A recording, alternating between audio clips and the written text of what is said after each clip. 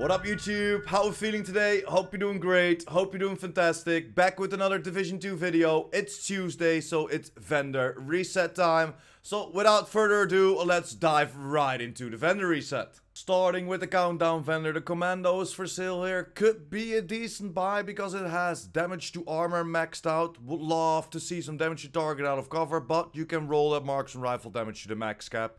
And you only have to optimize the headshot damage to get it to god roll. Of course, it comes with perfectly naked. Then we have the Contractor's gloves, maxed out weapon damage, maxed out damage to armor, so you only have to roll the weapon handling wave for whatever you think is necessary. Definitely pick these up if you're still looking for it, it only sets you back 75 countdown points. Baker's dozen, maxed out damage to armor again, and pretty decent rifle damage on there. This of course comes with perfect lucky shot, so if you're still looking for the Baker's dozen, this could be a nice buy. Again, I would love to see some damage to target out of cover, but damage to armor is pretty good as well. And then at the White House, and there isn't really anything for sale here in my opinion. The guns are too low, the gear is too low, and even the mods aren't really worth it. So let's jump over to the clan vendor. And for the clan vendor, exactly the same guys, just skip this. It's not really worth going for it. There are a few pistols to buy, a bunch of gear, but again, not really worth it in my opinion. Just skip over it and jumping over to the next one. Even the mods aren't really that great. And for the campus, it's exactly the same again, guys. Not really anything worth buying for or traveling for. Not even for the mods. They are way too low in rolls in my opinion. So just leave them there. And then at the theater, again, nothing really for sale over here. It's not worth traveling for. Everything is low rolled or not the rolls that you wanted. So please skip this. Again, same as for the mods. Too low to pick up or not really high enough to pick up. Better set that. So let's jump over to the DZs, shall we? Starting at DZ East, and the Black Friday is for sale here, and I know a lot of y'all don't have it yet. It's still low in rolls for sure. This comes with perfectly unhinged because it's the named LNG, and this is a DZ exclusive. So if you have enough DZ points, definitely pick it up, and you can roll that reload speed away for some damage to armor and optimize the rest. Or, of course, farm the DZs when LMGs are active. Because now, if you find targeted loot in the DZ, it will directly go into your inventory and you do not have to extract it anymore.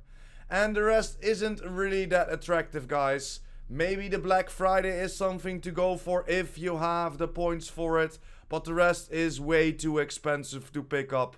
Too low in rolls. Same as for the mods, you know my opinion. Just go for the open world, go for the open world vendors, or go for one of the game modes.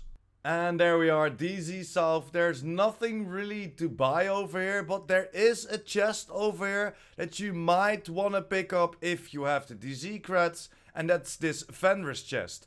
Weapon damage, critical hit damage, and critical hit chance already on there. So this gives you the opportunity to roll that talent away for whatever you think is necessary and create a universal chest piece.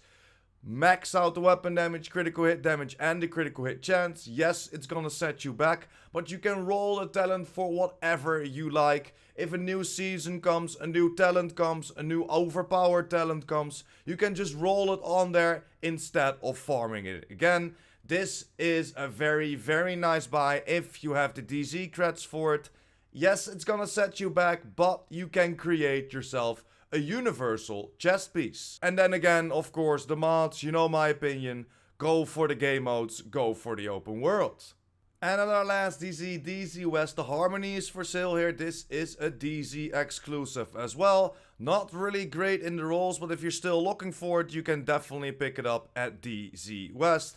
And the rest is really not worth traveling for, guys, or at least not in my opinion. Just go for the open world, go for the game modes. You can get your gear quick enough, but this is not really worth it. So let's see what New York has in store for us, and closing it down with the last two vendors. And for our first New York vendor, it's not really worth traveling for. There are a few vendors that can give us a few nice things to buy, but this isn't one of them. So let's jump over to our last vendor of today.